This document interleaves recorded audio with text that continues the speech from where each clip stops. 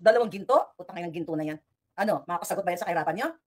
Ha? Pa-price-price kayo? Makasagot ba yung kahirapan niyo diyan? Ano ko nang nanalo siya diyan sa Olympics na yan? Yumaman ba Pilipinas? Tumigil ba yung mga bangag sa pagnanakaw? Enough for that. Pwede niyong i-praise kung mga matitinong bata. Yan, pinagpalit ang kipay kaysa sa magulang. Galit ako talaga. I'm serious. Hindi ko maano yung sarili ko, hindi ko mapigilan. Well, sabi nila, oh, huwag kayong makialam kasi family yan. Oh, really?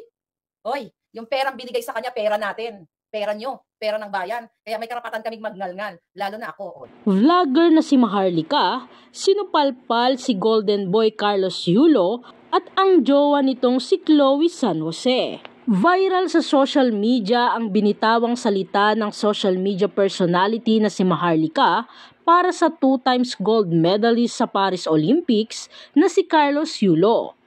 Makikita sa viral video na galit si Maharlika dahil sa ginawa umano ni Carlos sa kanyang pamilya, lalo na sa kanyang inang si Angelica Yulo. Para kay Maharlika, darating ang panahon at sisingilin ng karma si Carlos dahil anya, masakit para sa isang magulang at sa isang ina na dapat sila ang kasama ni Carlos at hindi ang ibang tao lalo na sa kanyang tagumpay. Anya, masakit para sa isang magulang, sa isang ina na dapat sila ang kasama mo. Sa sobrang galit ni Maharlika, tinawag pa nito na walang utang na loob si Carlos at pinagsabihan rin nito ang mga netizens na kumakampi kay Carlos na hindi nila alam ang pakiramdam bilang magulang. Binigyang diin rin ni Maharlika ang mga viewers niya na hindi sang-ayon sa kanya na marahil isa rin sila sa mga rebeldeng mga anak. Yung mga wakwok na nanonood dito, manahimik kayong lahat. Hindi nyo alam kung paano maging magulang. Wala kayong alam kasi maaari kayo ay rebelde na mga anak. Ani ni Maharlika.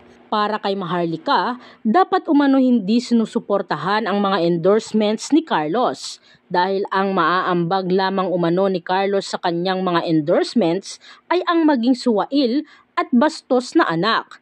Anya pa, dapat hindi sinusuportahan ang mga endorsement niyan. Ano ipropromote niya sa bayan? Ang maging suwail na anak?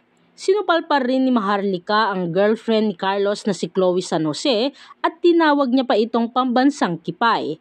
Kine-question rin nito kung paano ba pinalaki ng kanyang mga magulang si Chloe dahil hindi ito nagawang respetuhin ang mga magulang ni Carlos. Paano ba pinalaki itong batang ito ng kanyang magulang itong si pambansang kipay, Chloe San Jose?